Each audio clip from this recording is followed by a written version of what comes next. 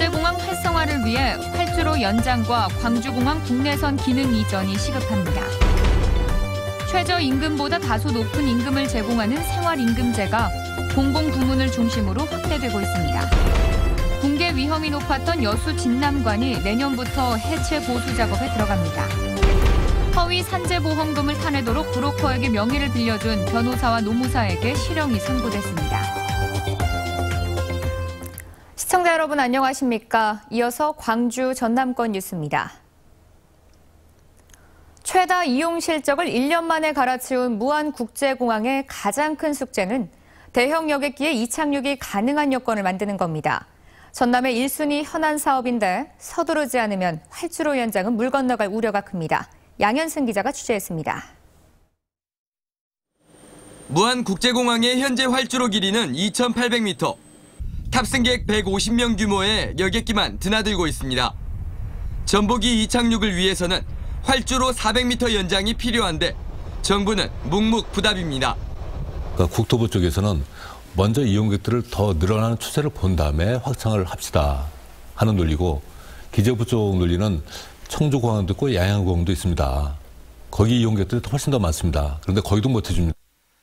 남해안 철도와 광주 완도 간 고속도로 사업이 시작되면서 전남 현안 1순위가 된 무안공항 활주로 연장 사업. 영남에 동남권 신공항 사업 논의가 본격화하기 전에 매듭 지어야 한다는 지적입니다. 동남권 신공항의 사업이 제대로 추진될 경우에는 오히려 이거 자체가 사업의 우선순위에서 밀릴 그런 우려도 있다는 생각. 광주공항 국내선을 무안공항으로 이전해 정부에 핑계거리를 주지 않아야 한다는 이야기도 정치권에서 나오고 있습니다. 내년 초 광주 용산 간 KTX가 개통되는 만큼 광주공항 국내선 이전 문제에 결단을 내려야 한다는 겁니다. 실제로 이건 국가 예산으로 보면 큰 부분이 아닙니다. 고속도로를 개통과 동시에 무안으로 옮기기로 다 약속을 한 상황입니다. 광주시장하고도. 그랬는데 그것도 안 옮기고 지지부진을 하면서 정부의 1지역 1거점공항 방침 속에서 광주시의 여론 눈치 보기로 이름만 서남권 거점공항에 머물러 왔던 무안국제공항.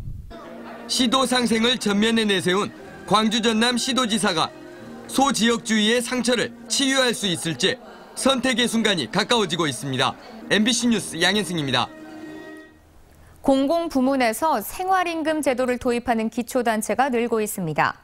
턱없이 낮은 현행의 최저임금제를 보완하기 위해서인데 활성화될 수 있을지 주목됩니다. 송정근 기자입니다. 최저임금이 겨우 넘는 월급을 받으며 구청에서 청소일을 하던 61살 김현일 씨. 5달 전부터 월급이 10만 원 정도 올라 저축을 시작했고 이번 성탄절에는 아이 선물도 살 수 있었습니다. 돈을 더 받은 게 여러 가지로 더 부드럽죠. 생활에도 더 부드럽고. 김 씨 같은 기간제 근로자들의 월급이 오른 건 광주 광산구청이 시행하는 생활임금제 덕분입니다. 생활임금제는 1시간 시급 5,210원으로는 점심 한 끼 사 먹기조차 힘든 비현실적인 최저임금제를 보완하는 제도입니다. 경기도 부천시에서 올해 처음으로 시작된 뒤 서울과 광주 광산구 등으로 확산됐고 광주 서구도 내년부터 시행할 예정입니다. 최저임금 가지고는 좀 생활하는데 좀 모자람이 많기 때문에 큰 돈은 아니지만은 그래도 조금이라도 보탬이 되고자 해서 이렇게 생활임금제를 추진하고 있습니다. 공공부문이 솔선수범한다는 점은 고무적이지만 비슷한 일을 하면서도 자치단체에 따라 혜택에 차이가 나는 점 등은 한계로 지적됩니다. 일부 자치단체에서만 이것이 진행되고 있기 때문에 그러니까 이제 이 편차의 문제나 이런 것도 그럼 어떤 자치단체의 그 장의 성향에 따라서 그 의회의 성향에 따라서 될 문제냐. 포퓰리즘에 빠질 수도 있다는 우려 속에 공공부문부터라도 생활임금제를 도입하기 위해 조례제정을 추진 중인 지자체들. 최저임금을 단기간에 올리기 어렵다는 판단 속에 추진되고 있는 생활임금제가 현실적인 대안으로 자리 잡을 수 있을지 주목됩니다. MBC 뉴스 송정근입니다. 조선시대 전라좌수영이자 삼도 수군통제영의 본영이었던 여수 진남관이 내년부터 전면 해체 보수됩니다. 붕괴 위험이 있기 때문인데 보수 작업이 마무리되면 조선 후기 대표 목조 문화유산으로 재탄생합니다. 박민주 기자가 취재했습니다. 국보제 304호로 지정돼 있는 여수 진남관입니다. 진남관은 이순신 장군이 지휘했던 전라자수행의 본영이 있었던 곳으로 역사적 의미가 큽니다. 때문에 관광객들의 발길이 꾸준합니다. 한번 꼭 와보고 싶었거든요. 이순신 장군 굉장히 존경하거든요. 근데 와보니까 굉장히 그 진남관이라는 그 건물 자체가 너무 웅장하고 좋습니다. 하지만 진남관은 건물이 한쪽으로 기울어 붕괴 위험에 놓여 있습니다. 기둥이 갈라지거나 뒤틀림 현상이 곳곳에 나타나 복구가 시급한 상황. 당초보다 1년여가 늦어졌지만 문화재청의 설계 심의가 완료되면서 진남관은 내년부터 본격적인 해체 보수가 시작됩니다. 문화재청과 여수시는 오는 2018년까지 150억 원을 투자할 계획인데 올해 50억 원의 예산이 확보됐습니다. 내년부터 건물을 해체하기 시작해 썩은 목재는 선별 교체하고 변형된 내부 마루와 퇴락한 단청을 복원합니다. 현재까지 보수 정비 사업을 위한 실시 설계가 완료된 상태로 내년부터는 가설덧집 설치 공사를 시작으로 4개년에 걸쳐 보수 공사를 완료할 계획입니다. 조선 후기 목조 건축물을 대표하는 유산으로 남아있는 진남관. 300여 년 만에 전면 해체 보수로 재탄생하게 됐습니다. MBC 뉴스 박민주입니다. 광주지법은 브로커에게 명의를 빌려준 변호사 김모 씨에게 징역 6월에 집행유예 1년, 추징금 9,700만 원을 선고하고 또 다른 변호사 신모 씨에게는 벌금 3천만 원과 추징금 5,900만 원을 선고했습니다. 같은 혐의로 기소된 노무사 문모 씨에게는 징역 6월에 집행유예 1년을 선고하고 브로커 박모 씨 등 7명에게도 징역형과 벌금형을 선고했습니다. 박 씨 등은 산재 환자 63명의 장애급여를 대신 청구해주고 수수료 3억 8천만 원을 챙긴 혐의로 변호사 김 씨 등을 명의를 빌려준 대가로 수천만 원을 받은 혐의로 기소됐습니다. 전남지방경찰청은 오늘 12살 한모양을 때려 숨지게 한 혐의로 여수 미인가 체험교육시설 교사 41살 황모 씨를 구속했습니다. 경찰은 국립과학수사연구원의 부검 결과 머리와 하반신 등에서 과다 출혈 흔적이 발견됨에 따라 한 양의 직접 사인은 폭행에 의한 것으로 추정된다고 밝혔습니다.